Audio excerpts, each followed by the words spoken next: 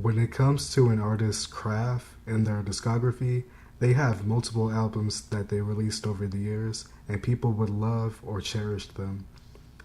But there is one album in an artist's discography that seems to be mostly disliked, but it's actually their most underrated yet best project that they've released that people fail to realize.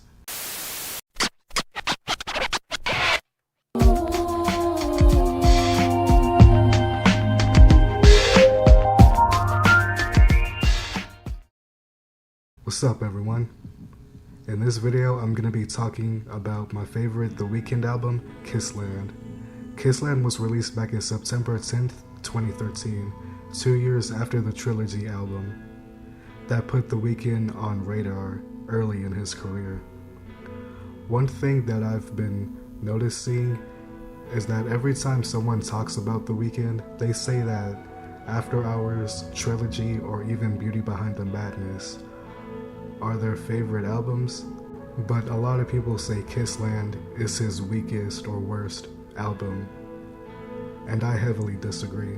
I'm not just saying all of this because Kissland is my favorite album from The Weeknd, nor I usually listen to it time after time, but there are reasons why I heavily praise this body of work. The first reason giving that every instrumental on this album blends perfectly with The Weeknd's voice. Need someone to tell you how to feel. She might just be the one. 'Cause you belong to the world. The instrumentals are very cinematic, they're very climactic, sparkly, and it fits so well with the themes and Abel's voice and vocals.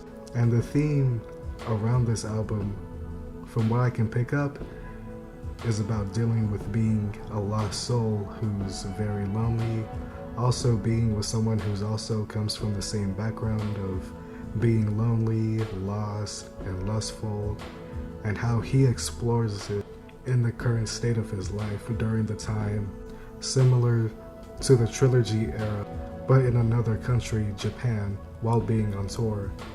It's an interesting concept that gets the viewers and listeners' attention, and they'll gravitate more into the theme with the lovely instrumentals and the singing that'll give you the vibe of watching a movie that is coming from an incredible album. I hope people who hated this album give this one a second chance. If you never sat down and listened to a The Weeknd album, give this one a listen. And if this is your favorite The Weeknd album, you already know what I'm talking about. Thanks for stopping by.